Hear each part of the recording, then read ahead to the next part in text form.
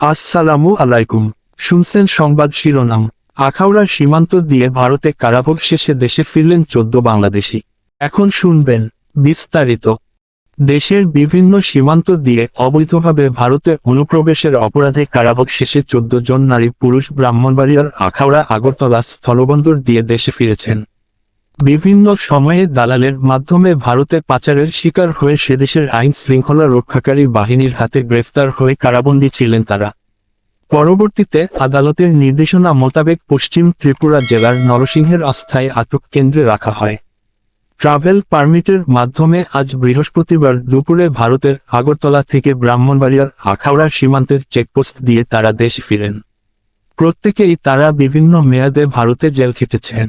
আখাউড়া আগরতলা স্থলবন্দরে তাদের ভারত থেকে গ্রহণ করার সময় ভারতের ত্রিপুরায় নিযুক্ত বাংলাদেশের সরকারি হাই কমিশনারের কর্মকর্তা ও পাচার হওয়া স্বজনরা উপস্থিত ছিলেন। দীর্ঘদিন পর স্বজনদের ফিরে পেয়ে আখাউড়া স্থলবন্দরের শূন্য রেখায় আবেগঘন পরিবেশের সৃষ্টি হয়।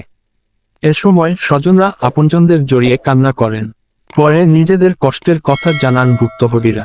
এ সময়ে উপস্থিত ছিলেন ত্রিপুরার আগরতলাস্থ বাংলাদেশের সরকারি হাই কমিশনারের কনসুলার অ্যাসিস্ট্যান্ট ওমর শরীফ ল, আখাউড়া উপজেলা নির্বাহীর officer Mohammad GM Rashedul Islam, immigration OC Abdus Sattar, Akhaura ICP camp commander Mohammad Anwar Hossain, ব্র্যাকের মাইগ্রেশন প্রোগ্রামের ডেপুটি ম্যানেজার শায়লা শারমিন।